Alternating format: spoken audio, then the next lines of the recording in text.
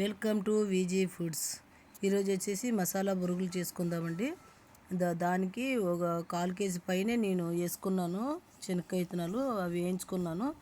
మరి ఎండు కొబ్బరి కొంచెం వేయించుకున్నానండి. ఎండు కొబ్బరి కానీ వేస్తే చాలా బాగుంటుంది.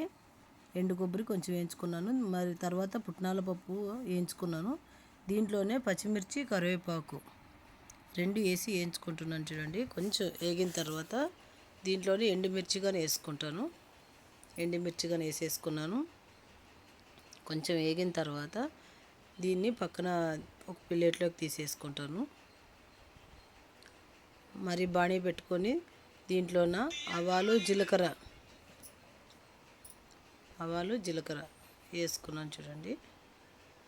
వేసుకున్న తర్వాత కొంచెం కరివేపాకు, స్టవ్ ఆఫ్ చేసేసుకొని కారం, సాంబార్ పొడి, దీంట్లోనే రుచికి తగినంత సాల్ట్ వేసేసుకున్నాను. కేజీ బురుగులు కదా, కేజీకి కొంచెం సాల్ట్ బాగానే పడుతుంది.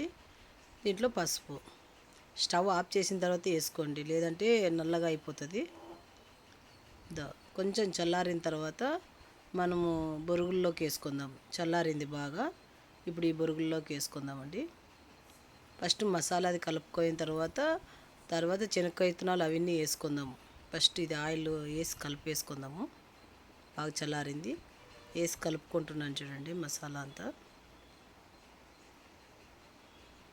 బాగా కలిపేసుకుంటాను.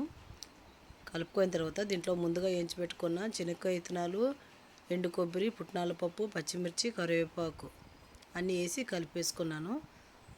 చాలా అంటే చాలా బాగుంటుందండి స్నాక్స్కి, సాయంత్రం పూట్లు.